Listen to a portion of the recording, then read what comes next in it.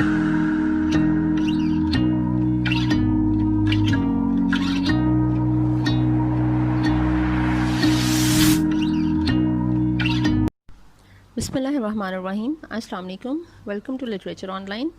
आज का हमारा टॉपिक है फ्यूचर ऑफ मैनकाइंड। रसल का ऐसे है। इसको स्टार्ट करने से पहले आपको इसका कॉन्टेक्स्ट बता देती हूँ कि अनपॉपुलर एसेस जो हैं ये पब्लिश हुए थे 1950 में, और 1950 से पहले क्या चल रहा था।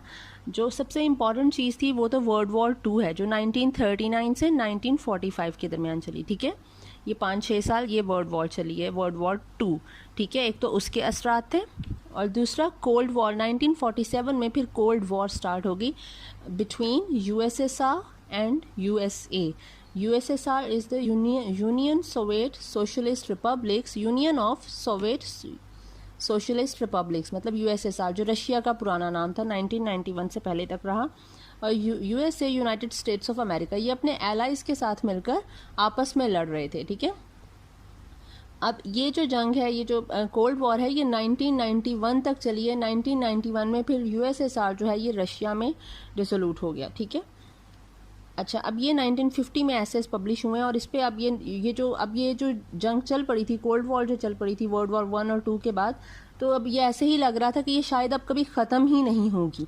ठीक है, और इस कोल्ड वॉर के दौरान अक्सर अगर कुछ इस तरह के एलिमेंट्स हो जाते हैं और वर्ल्ड वॉर 3 स्टार्ट हो जाती है तो फिर तो बचना ही कुछ नहीं है। तो उसी में इसने ये फ्यूचर ऑफ मैनकाइंड लिखा कि अब इसको क्या आगे नज़र आ रहा था। आप देखें कि मुसलसल वॉर चल रही हो, पहले 1914 से 1918 तक वर्ल्ड वॉर 1 चले, फिर 1939 में वर्ल्ड वॉर 2 स्टार्ट हो जाए, 1947 में फिर कोल्ड वॉर स्टार्ट हो जाए। तो मुसलसल एक वॉर चल रही है उसकी ज़िंदगी में।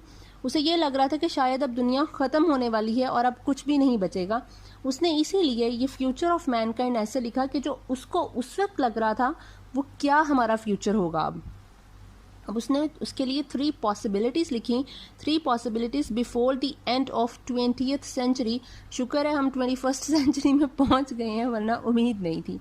लेकिन अब 21st सेंचुरी में ये 2020 ये बहुत बहुत बुरा जा रहा है, समझ नहीं आ रही कि ख़त्म कब होगा। तो उसने 3 पॉसिबिलिटीज़ जो लिखी 20th सेंचुरी की, उसने लिखा कि and of human life, possibly all life on earth, मतलब ह्यूमन लाइफ या जो एनिमल लाइफ होगी, बर्ड लाइफ और nature, everything will be finished and vanished from earth. And of human life, ठीक है, ऑल लाइफ ऑन अर्थ। दूसरी possibility उसने लिखी कि 20th सेंचुरी में और क्या हो सकता है, वो था reversion of the state of barbarism after highly destructive war and tremendous reduction in population. उसने कहा कि अगर एंड ऑफ ह्यूमन लाइफ नहीं होता तो दूसरी पॉसिबिलिटी हमारे पास ये है कि हम दोबारा से स्टोन एज में, बार्बरिज्म में पहुंच जाएं। ठीक है, जहालत में पहुंच जाएं, अंधेरे में चले जाएं, जहाँ पे हम लोग यही कुछ ही कर रहे थे कि कोई अकल समझ नहीं पता थी, किसी को कुछ नहीं पता था, कि कुछ लोग रह जाएंगे। वो लोग क्या करेंगे फिर, इस मतलब एक राख का ढेर होगा, world will turn into ashes, तो फिर क्या बचेगा उसमें? जो कुछ लोग बचेंगे, पता नहीं क्या बचता है क्या नहीं बचता, तो उनकी क्या ज़िंदगी होगी। तो उनको दोबारा से ज़ीरो से स्टार्ट लेना पड़ेगा, from the age of barbarism. ठीक है, उसके बाद उसने तीसरी पॉसिबिलिटी लिखी, the unification of the world under single government and full control over all the weapons of war. उसने तीसरी पॉसिबिलिटी लिखी कि अगर ये दोनों नहीं होती ना और वर्ल्ड वॉर में इनको कोई थोड़ी अकल आ जाती है, यूएसएसआर और यूएसए को, तो ये एक काम हो सकता है कि वर्ल्ड को यूनिफाई कर दो, कि तमाम वर्ल्ड की जो गवर्नमेंट है वो एक बना दो अंडर सिंगल गवर्नमेंट, और आपका जो वेपन कंट्रोल जो है ना वो एक ही बंदे के हाथ में आ जाएगा। जैसे अगर गवर्नमेंट एक जो स्टेट है वो कंट्रोल कर रही होगी तो जाहिर है वेपन भी एक ही चीज़ कंट्रोल कर रही होगी, और वॉर का कोई फिर वजह नहीं बचेगी। ठीक है, there will be no reason for war. अब इसको मैं एक्सप्लेन करती हूँ। तो end of human race, end of human race उसने कहा next world war and atomic research will lead to the formation of radioactive clouds which will drift round the world and gradually destroy living tissues everywhere. कि अगर atomic war अगर हो जाती है, अब जिस तरह की टेक्नोलॉजी आ गई है, तो इस तरह का मतलब कुछ असरात होंगे, कुछ उसके आफ्टर इफ़ेक्ट्स होंगे कि लाइफ जो है वो बचेगी ही नहीं, there will be no living tissues. ठीक है, कुछ भी लिविंग ऑर्गेनिज्म बचेगा नहीं। अब आप ये देखें कि वाकई में हम इतने ज़्यादा टेक्नोलॉजिकल एक्सपेरिमेंट्स जितने हो रहे हैं ये वॉर के लिए, हम जितना कि जिस तरह के मिसाइल्स और सारा कुछ तैयारियां चल रही हैं, तो क्या हो रहा है, हम लोग इतना स्मोक, इतनी मतलब जो है पोल्यूशन हो गई है, ये एयर पोल्यूशन इस हद तक हो गई है हमारी कि ओजोन लेयर तो वैसे ही हमारी जो है वो उसमें होल्स हो गए हैं, वो तबाह होती जा रही है, ठीक है। अमेज़ॉन फॉरेस्ट देखें, टेम्परेचर कितना ज़्यादा होने लग गया है कि हर साल पहले से भी ज़्यादा आग लगती है, कितनी तबाही होती है, कितने जानवर मरते हैं, नेचर को कितना डिस्ट्रक्ट हो रही है, नेचर ख़राब हो रही है, ठीक है, रूंड हो रही है। और अब आप ये देखें कि अब ये वर्ल्ड वॉर तो नहीं चल रही, लेकिन अभी आप अभी के हालात देख रहे हैं 2020 के, एक तो कोविड चल रहा है, ठीक है। आपको ये क्वेश्चन भी आ सकता है कि फ्यूचर ऑफ मैनकाइंड को आप अभी जो 2020 के हालात हैं आप उसके अगर हिसाब से आप एक्सप्लेन करना चाहो तो आप क्या सिमिलैरिटीज़ देख रहे हो या क्या देख रहे हो, ये आपको क्वेश्चन भी आ सकता है, ठीक है। रसल के जो आइडियाज़ थे और अभी को आप किस तरह से मैच करोगे, ठीक है, रिकन्सिडर किस तरह से करोगे। तो इसलिए आपको ये अभी के हालात भी पता होने चाहिए कि आप उसके हिसाब से इसको कैसे देखोगे। तो देखें आप सऊदीया और ईरान में जो कुछ चल रहा है, ठीक है, उनके दरमियान मुसलसल वो जो जंग का सारा सीन चल रहा है। अभी जो लुबनान में एक्सप्लोजन हुआ उसके पीछे कह रहे हैं इजराइल है, ठीक है। सऊदीया जो फिर कश्मीर पे, इंडिया ने कश्मीर पे मुकम्मल लॉकडाउन किया हुआ है, उसको बंद किया हुआ है, ठीक है, ऑक्यूपाइड कश्मीर को, वो सारा सीन चल रहा है। वो एक पाकिस्तान और इंडिया के दरमियान एक कॉन्फ्लिक्ट हो गया है उसकी वजह से, ठीक है। फिर ये जो फायर ब्रेकआउट्स हैं जगह जगह पे हो रहे हैं, अजमान में हो रहे हैं, जद्दा में हो रहे हैं, ठीक है, इराक में जो हो रहा है, ये सारा कुछ किस चीज़ की तरफ लेके जा रहा है। फ़लस्तीन आप देख लें, फ़लस्तीन में क्या हो रहा है। तो ये एंड ऑफ ह्यूमन रेस, ये एक थर्ड वर्ल्ड वॉर की तैयारी चल रही है, ठीक है। टर्की में एक अजीब से कुछ सीन चल रहे हैं, सिनेरियोज आ रहे हैं। तो ये सारा कुछ एक थर्ड वर्ल्ड वॉर की तैयारी चल रही है, जिसकी प्रेडिक्शन इसने उस वक्त दे दी थी 1950 में रसल ने, ठीक है।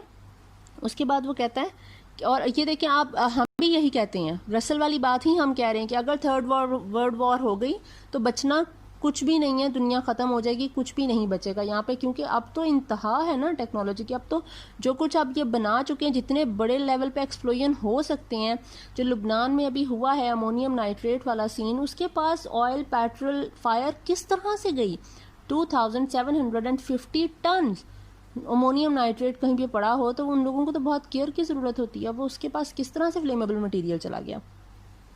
तो खैर ये एंड ऑफ ह्यूमन रेस का सीन हो गया। दूसरी उसकी पॉसिबिलिटी जो थी वो थी रिवर्जन टू बार्बरिज्म। वो कहता है if the next world war is destructive enough it will wipe out all civilisation and the small number of survivors will restart the process of construction and development. वो जो कुछ बच जाएंगे वही फिर वो कंस्ट्रक्शन और डेवलपमेंट का प्रोसेस दोबारा से स्टार्ट करेंगे फ्रॉम ज़ीरो। वो कह रहा है if the next world war pushed back mankind to a state of barbarism there is still a hope for the growth of civilisation once again. कि जिस तरह रोमन एम्पायर जब फॉल हुई थी तो रोमन एम्पायर के बाद भी दुनिया आगे बढ़ी ना कुछ तो निकला ही था ना, कुछ तो प्रोग्रेस हुई थी, इम्प्रूवमेंट्स आई थी, लोगों ने ज़िंदगी बना ली थी। वो कह रहा है अगर रोमन एम्पायर की फॉल के बाद ये हो सकता है तो ज़रूर अगर थर्ड वर्ल्ड वॉर हुई तो अगर कुछ बच जाता है तो फिर चांसेस हैं कि दोबारा से सिविलाइजेशन एक डेवलप हो सकती है। अगर वो पहली पॉसिबिलिटी नहीं होती जो कि एंड ऑफ ह्यूमन रेस है, ठीक है, अगर वो नहीं होती और कुछ बच जाता है तो चलो कुछ तो डेवलपमेंट हो सकती है ना।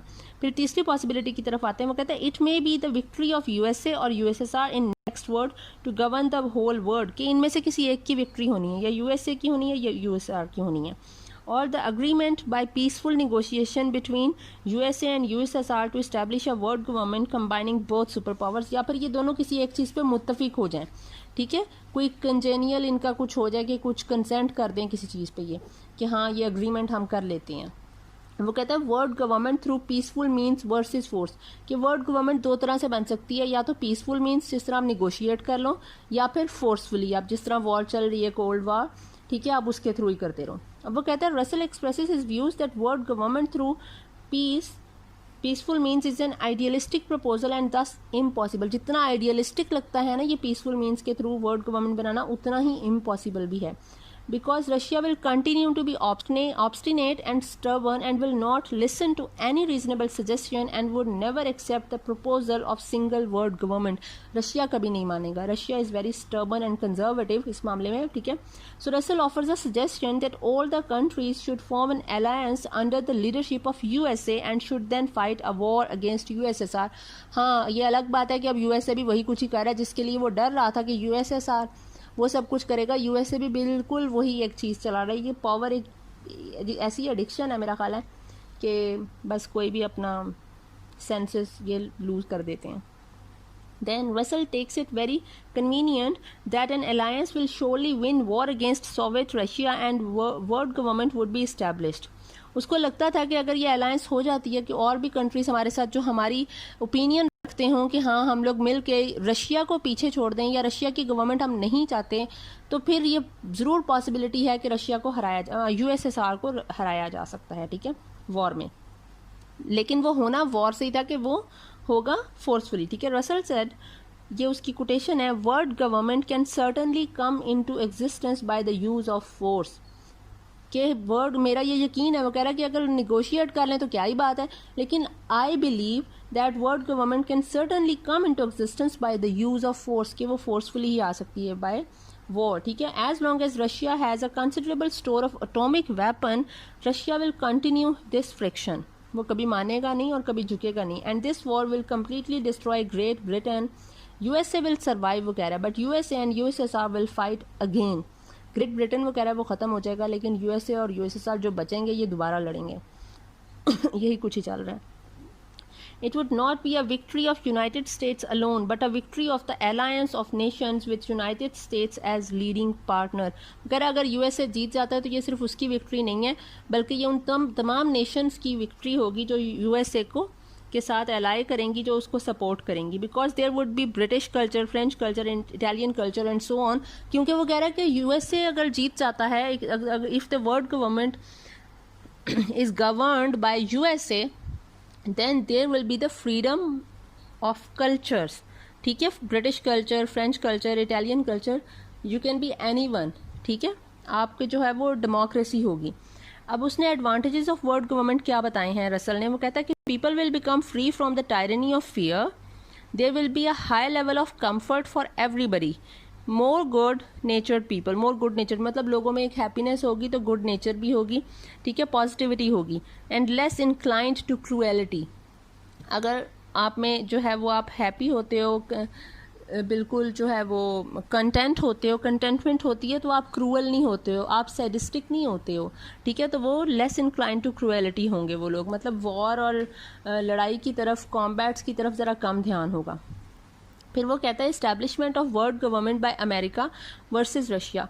अच्छा, मैंने ये नोट्स ना खुद भी बनाए हुए हैं, तो मैं ये नोट्स अपने फेसबुक के पेज पे अपलोड कर दूंगी, तो आप वहाँ से इनको देख लीजिएगा, पूरा देख लीजिएगा. मैंने ये बिल्कुल वो ऐसे रीड करके फिर ही बनाए हैं, वर्ड टू वर्ड बिल्कुल वैसे ही, ठीक है.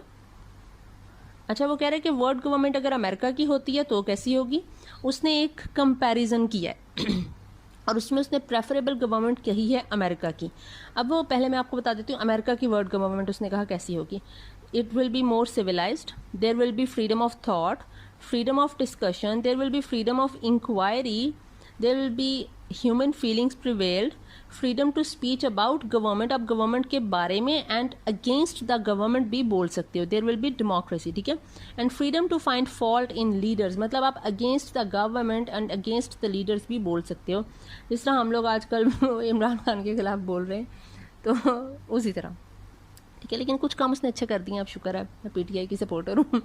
अच्छा, उसके बाद आ जाता है अगर रशियन गवर्नमेंट हो जाती है, अगर यूएसएसआर जो है वो कर लेता है गवर्न, तो फिर क्या होगा. There will be no scope for free development, ठीक है, कोई स्कोप नहीं होगा फ्री डेवलपमेंट का. There will be no scope for human intellect, मतलब लोगों की जो अकल समझ बूझ है ना, उसको रिस्ट्रिक्ट किया जाएगा. कि आपने क्या, इस इंटेलेक्ट को रिस्ट्रिक्ट करने का मतलब है कि आपके लिखने पे रिस्ट्रिक्शंस होंगी, किसके बारे में लिख सकते हो, किन मौजूआत पे लिख सकते हो. आप पॉलिटिकल इश्यूज़ पे नहीं लिख सकते. कुछ क्रूशल इस तरह के मामलात होते हैं कुछ मुल्कों के, नेशंस के, आप उनके बारे में नहीं लिख सकते. कुछ साइंटिफिक रिसर्चेज होती हैं, कुछ आर्मी के चीज़ें होती हैं जो हिडन होती हैं, कि कोई भी फिलोसोफर या कोई एनालिस्ट या कोई राइटर उनके बारे में नहीं लिख सकते. So there will be no scope for human intellect, मतलब रिस्ट्रिक्शंस होंगी. And education will be reduce to propagation. Education को, प्रोपगेशन का मतलब है कि एजुकेशन एक प्रोपेगेंडा बन जाएगी. प्रोपेगेंडा कैसे बनेगी कि आप जो है वो अपनी एजुकेशन में, आप वो बच्चों को, जिस तरह आपने सोशल स्टडीज़ जब पढ़ानी है अपनी, ठीक है, जनरल नॉलेज आपने जब पढ़ाना है, आप उसमें बच्चों को एक किस्म का तैयार कर रहे होते हो, अपने आप को सही दिखाकर. आप कुछ इस तरह की बाइस्ड चीज़ें दिखा देते हो और कुछ इस तरह के फ़िल्टर लगा देते हो जिसमें आप अपनी गलतियाँ फ़िल्टर कर देते हो और सिर्फ वही चीज़ें लिखते हो जो आपके हक में जा रही होती हैं। दैट इज़ द प्रोपेगेंडा, ठीक है। प्रोपेगेंडिस्ट एजुकेशन बन जाएगी आपकी, क्योंकि आप वो अपने बच्चों को फिर अपना वो जो आपकी एक पॉलिसीज़ और आपका जो प्रोपेगेंडा होता है आप उसके मुताबिक आप उनको ट्रेन कर रहे हो बचपन से, अगर आपकी एजुकेशन में आप वो दे रहे हो, ठीक है। Then the science, literature, philosophy, art will become subservient to state. ये मैंने आपको पहले बात समझा दी। ये जो सारी चीज़ें हैं ये सबसर्विएंट बन जाएंगी स्टेट की, कि स्टेट जो चाहेगी वो अप्रूव करेगी, वही पब्लिश होगा, जो नहीं चाहेगी वो पब्लिश नहीं होगा। And individuality will turn into a mayor unit. Mayor unit का मतलब है कि इंडिविजुअलिटी की कोई हकीकत नहीं रहेगी। कहने को होगा कि इंडिविजुअलिटी है, आपकी आइडेंटिटी की कोई इंपॉर्टेंस है, but there will be no importance of your identity, because there will be no importance of your opinion. Public के ओपिनियन की कोई अहमियत नहीं रहेगी, ठीक है। एंड मतलब एक कंजर्वेटिव एक वो हुकूमत होगी, ठीक है, वो डेमोक्रेटिक नहीं होगी, वो कंजर्वेटिव हुकूमत होगी। And the restricted discussions, inquiry, restricted discussions होंगी, आप पब्लिक में जिस तरह बात नहीं कर सकते हो, ठीक है, कुछ चीज़ों के बारे में ये रहा भी है। यूएसएसआर में कुछ इस तरह के सीन थे भी कि आप लोग जो फिलोसफर्स थे या राइटर्स थे, वो पब्लिक जो मीटिंग्स हुआ करती थी इनकी कुछ अक्सर, वो ये छुप कर किया करते थे। आप पब्लिक में बात नहीं कर सकते थे कोई, वरना उसके लिए आपको पनिश किया जाता था, ठीक है। इंक्वायरी, क्रुएल्टी होगी, आप लोगों के जब एक डिज़ायर, आप बोल नहीं सकते खुल के, आप कर नहीं सकते, there is no freedom of thought, there is no freedom of action. So आप क्या होगे, आप सैडिस्ट हो जाओगे, आपको दूसरे को दुख पहुंचा के खुशी महसूस होगी, आप दूसरे को तकलीफ में देखकर खुद प्लेयर फील करोगे, वो क्रूएलिटी की तरफ आपका इंक्लिनेशन ज़्यादा हो जाएगा, आप इंक्लाइन करोगे उसकी। इनसेंसिटिवनेस हो जाएगी, बेहिसी ज़्यादा हो जाएगी, सप्रेशन ऑफ इंटेलेक्ट, और इंटेलेक्ट जो है वो सप्रेस रहेगा आपका, ठीक है। अब उसको कहते हैं freedom of thought in USA, absence in USSR. Freedom of thought की उसने अब एक मिसाल दी है कि in America man can write a book condemning Abraham Lincoln, कि इवन अब्राहम लिंकन के बारे में भी कोई बंदा गलत लिख सकता है और उसको कोई पकड़ेगा नहीं, कुछ नहीं कहेगा। And economist can freely declare that country is facing disaster. मतलब इकोनॉमिस्ट ये भी लिख सकता है कि जी बहुत ज़्यादा पॉवर्टी हो गई है, या डाउन साइजिंग हो रही है, अनएम्प्लॉयमेंट बहुत ज़्यादा होगी, या हमारी इकोनॉमी जो है वो बिल्कुल डिस्ट्रेस्ड होगी, स्टॉक मार्केट तबाह होगी, इस हुकूमत ने आकर ये कर दिया, इन्फ्लेशन हो गई, ये हो गया, वो हो गया, कुछ भी लिख देगा, उसको कोई कुछ नहीं कहेगा। हम पाकिस्तान में इस मामले में वैसे डेमोक्रेसी है कि कोई कुछ नहीं कह रहा। प्रोफेसर्स ऑफ फिलोसफी में बी एन आइडियलिस्ट, मटीरियलिस्ट और प्रोपेगेंडिस्ट। जो फिलोसफी का प्रोफेसर वो किसी भी बारे में अपनी फिलोसफी झाड़ दे, कोई कुछ नहीं कहेगा, ठीक है। जबकि रशिया में if a man does this thing, that he write a book about the prime minister or the president or against the state, he would be liquidated if condemned communist theories। वो जो उनकी communist theories हैं, अगर वो उसको condemn करेगा तो वो लिक्विडेटेड हो जाएगा, मतलब उसका सारा बिजनेस, उसका ऑक्यूपेशन, उसका प्रोफेशन, उसका करियर सब वो तबाह कर देंगे, ठीक है। No economist can offer such a dark view of state of economy. और जो डार्क व्यू एक डेमोक्रेटिक कंट्री का दे सकता है अपनी कंट्री के स्टेट के बारे में व्यू, वो यहाँ पे अगर यूएसएसआर की गवर्नमेंट होती है तो वो नहीं कर सकेंगे। And the professor of philosophy will remain a dialectical materialistic only in this government, ठीक है। उसके बाद यूएसएसआर की गवर्नमेंट में क्या होगा कि इनकरेज लग्जरी फॉर फ्यू। आपको वही कि अमीर अमीर से अमीर तरीन हो जाएंगे, गरीब गरीब तरीन हो जाएंगे, पॉवर्टी फॉर मैनी, अमीर कुछ होंगे, गरीब सब होंगे। Economy inequality even in democracy, कहने को डेमोक्रेसी अगर कह भी दें तो फिर भी इनइक्वालिटी उसमें एग्जिस्ट करेगी। ये खैर डेमोक्रेसी में भी है, ये हर जगह पे यही कुछ ही है। एंड अब इसमें इसको उसने नाम दिया ओलिगार्की का। ओलिगार्की क्या होता है? ओलिगार्की आपको ऑब्जेक्टिव आ सकता है ओलिगार्की, OLIGARCHY। आप मेरे नोट्स फेसबुक पे लाजमी देख लें, वो आपको इसमें हेल्प मिल जाएगी, ठीक है। मेरी राइटिंग बहुत गंदी है, उसको प्लीज़ जस्ट इग्नोर, अवॉइड करना देखने को, बस समझ लेना कि क्या लिखा हुआ है। ओलिगार्की मतलब होता है is a system of government which controls all the means of publicity and which is in a position therefore to perpetuate injustice and cruelty. मतलब ये जो यूएसएसआर की गवर्नमेंट में सिस्टम होगा वो ओलिगार्कल सिस्टम होगा कि वो आप जो पब्लिश होना है, जो नहीं पब्लिश होना, it is in the hand of state. State को जो बेहतर लगेगा वो जो पब्लिश करना चाहेगी वही होगा, ठीक है। अब वो कहता है 3 डेंजर, अब वो नेक्स्ट चीज़ एक नेक्स्ट पॉइंट बताता है रसल, वो कहता है 3 डेंजर्स टू बी अवर्टेड, कि इन 3 खतरात को आपको हमें बदल देना चाहिए या इनसे हमें ज़रा अवॉइड करना चाहिए। To be avoided, averted, avoided, कि we must not allow the extinction of human race. पहले जो पॉसिबिलिटी थी ह्यूमन रेस की एक्सटिंक्शन की, उसके एंड की, प्लीज़ वो मत होने दो, ठीक है।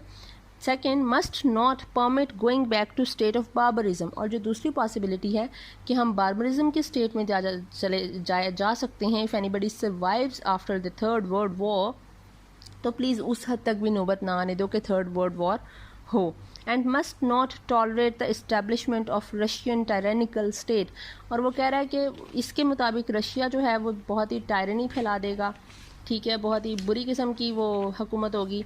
तो इसलिए रशिया को प्लीज़ इस काबिल मत होने दो कि रशिया हम पे हुकूमत करे, मतलब रशिया को जीतने मत दो, यूएसएसआर को, ठीक है. आपने रशिया यूज़ नहीं करना क्योंकि रशिया 1991 में बना है, मैं बोलने में बोली जा रही हूँ, आपने यूएसएसआर ही लिखना है, ठीक है, union of Soviet socialist republics, ठीक है. अच्छा, ये कम्युनिस्ट का स्लोगन तो वैसे था कि workers of the world unite, लेकिन इन्होंने किया फिर भी वही कि workers of the world unite, मतलब प्रोलेटेरियन और जो एक लेबर थी और जो वर्कर्स थे, ठीक है, उनके लिए ये एक चलाई थी एक मूवमेंट. लेकिन एंड पे जाकर वही कुछ ही होता है कि कोई भी उन आम आदमी के लिए नहीं सोचता है, कहने को आम आदमी के लिए चीज़ लेकर, और आम आदमी के लिए सोचता कोई भी नहीं. Nobody thinks about the common man, ठीक है, and no never estimate the power of a common man.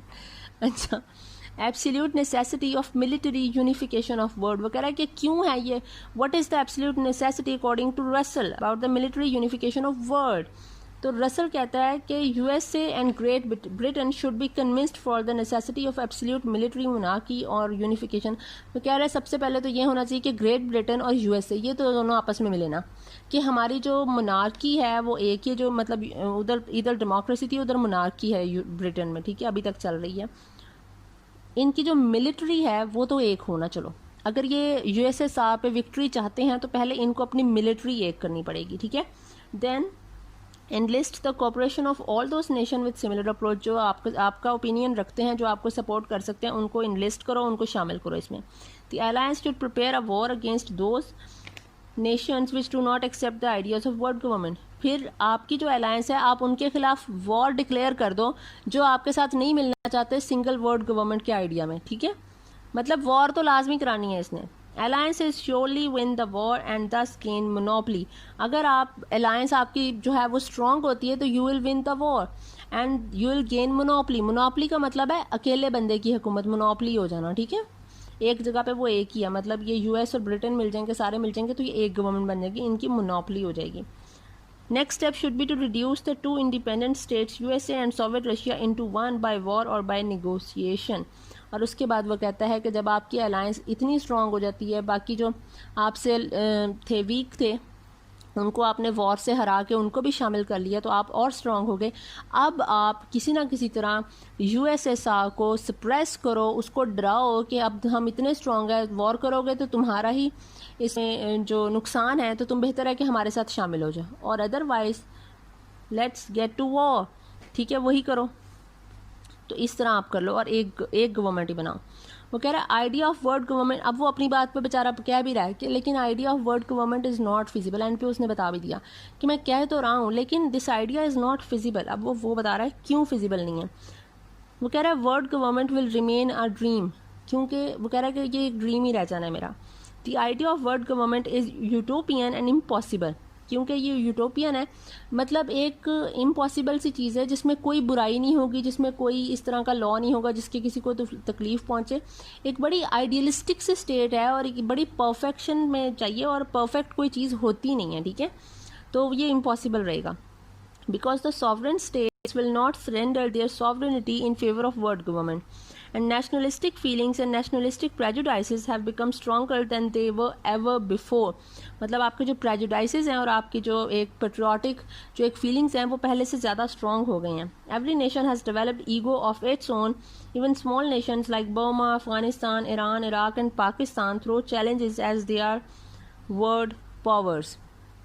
कि हम जैसे छोटे छोटे मुल्क भी अब इनकी तरफ ज़रा आंखें दिखाने लग गए हैं कि हम भी वर्ल्ड पावर बन गए हैं, ठीक है. As long as world leaders are governed by a sense of realism there will be no world war. And if the world, वो कह रहा है अगर तो इनमें कोई अकल उकल रही तो फिर तो वर्ल्ड वॉर नहीं होगी, लेकिन अगर इन्होंने अपना सेंसेस थोड़ा सा खो दिए और ज़्यादा ही इस चक्कर में आ गए तो फिर तो वॉर होगी. एंड अबॉलिशन ऑफ पॉवर्टी, उसने कहा पॉवर्टी को कैसे ख़त्म किया जा सकता है, एंड पे वो बताता है poverty can surely be abolished even in countries like India and China if war can first be abolished. वो कह रहा है अगर वॉर हम अबॉलिश कर सकते हैं ना, मतलब वॉर को अवॉइड कर सकते हैं, तो पॉवर्टी को भी कर सकते हैं। If the danger of war could be removed, scientific techniques could then be used to promote human happiness। वो कह रहा है अगर वॉर को रिमूव किया जा सकता है, वॉर के चांसेस को ख़त्म किया जा सकता है, तो फिर हम कुछ तो इस तरह कर सकते हैं कि हम हैप्पीनेस जो है वो बढ़ा दें, कंटेंटमेंट लेवल लोगों का ज़्यादा कर दें। लोग खुश होंगे तो वॉर पे ध्यान ज़रा कम जाएगा, ठीक है। वो कह रहा है freedom and law, international relations, अब जो है वो कहते हैं freedom must be limited by law. उसने एंड में ये एक बात की कि आपको डेमोक्रेसी हो जाती है, सारा खुशियाँ आ जाती हैं, ठीक है, आप वॉर की तरफ नहीं जाते हो, तो freedom must be limited by law. Freedom ऐसी नहीं होनी चाहिए कि आप फुल्ली फ्री कर दो, कुछ भी करो, ये करो वो करो। देखो हर चीज़ के लिए कोई ना कोई आपका लॉ होना चाहिए, कोई ना कोई पॉलिसी होनी चाहिए जिसको आप फॉलो कर सको। वो कह रहे हैं ये जो पॉलिसीज़ और लॉज बनाए जाते हैं ये आपकी बेटरमेंट के लिए ही बनाए जाते हैं। If you are following the rules and the policies then you are living in a good way. अगर आप नहीं फॉलो कर रहे हो तो वो चीज़ें गवर्नमेंट और ह्यूमंस की अपने लिए ही हार्मफुल होती हैं।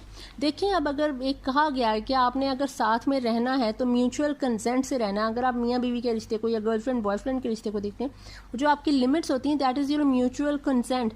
एक लॉ है कि आप जो है वो फोर्सफुली नहीं कुछ कर सकते हो, ठीक है, तो दैट इज उसके लिए लॉ बना दिया गया। अब आप अगर वो लॉ ना होता तो आप देखें ये सारा कुछ कहाँ से कहाँ चला गया होता, फिर तो कोई डर ही नहीं है किसी को। अभी तो फिर कोई थोड़ा बहुत डर है, फिर तो कोई डर ही नहीं ना किसी को, ठीक है। उसी तरह बिजनेस के बारे में आपके डिफरेंट रूल्स होते हैं, डिफरेंट लॉज होते हैं कि अग्रीमेंट होना चाहिए, एक रिटन अग्रीमेंट होना चाहिए, ये चीज़ें मेंशन। अगर वो नहीं है, अब बंदा अपनी ज़ुबान से फिर जाए ओरली बात हुई है तो क्या आप किसी का क्या बिगाड़ लोगे, ठीक है, वो कुछ भी नहीं होगा। उसके बाद वही वो कि वो ख़ानदानों में दुश्मनी जा रही है, ठीक है, वो चीज़ चल रही है। तो इसलिए वो कह रहा है freedom must be limited by law. अब फ्रीडम दो, डेमोक्रेसी हो, लेकिन it must be limited by law, it must be governed by law. The most valuable forms of freedom are those which exist within the framework of law, ठीक है। Laws are also beneficial to control international relations. वो कह रहा है laws जो हैं वो आपके इंटरनेशनल रिलेशंस को कंट्रोल करने में भी काम आते हैं। Freedom and law are necessary within a state and they are necessary in international relations. वो कह रहा है यही लॉज और फ्रीडम्स जो हैं वो आपके इंटरनेशनल रिलेशंस के कंट्रोल करने में और उनको समझने में भी काम आते हैं। देखें आपकी टेरिटोरियल वॉर्स होती हैं, कभी आप इस तरह से करते हो कि ये टेरिटरी हमारी, ये एक लॉ में शामिल होती है, ठीक है। ये आपके इंटरनेशनल रिलेशंस हैं कि ये हमारी बॉर्डर है, ये बाउंड्री है, इधर की टेरिटरी हमारी है, उधर की हमारी है, हमने यहाँ पे अपनी आर्मी खड़ी कर देनी है, ठीक है। क्या आप इधर से उधर नहीं जाओगे? अगर जाना आना है तो वीज़ा की ज़रूरत पड़ेगी। अगर आपने कोई ट्रेड करनी है, पोर्ट पे कोई चीज़ें आनी है या बाय एयर होगी, तो उसके लिए लॉज हैं। आपने कितना टैक्स देना है, अगर कोई चीज़ आप यहाँ इंपोर्ट या एक्सपोर्ट पे कितना टैक्स होगा, ठीक है, ये सारी चीज़ें लॉज हैं। वगैरह इंटरनेशनल रिलेशंस को बैलेंस करने के लिए भी इन लॉज की ज़रूरत ही पड़ती है। अगर ये लॉज नहीं होंगे तो फिर चीज़ें ख़राब होंगी, the situation will be worsen, ठीक है। तो आई होप आपको समझ आ गई होगी। If there is any question you can ask me here in the comments or on my Facebook page or on my Instagram. Thank you so much.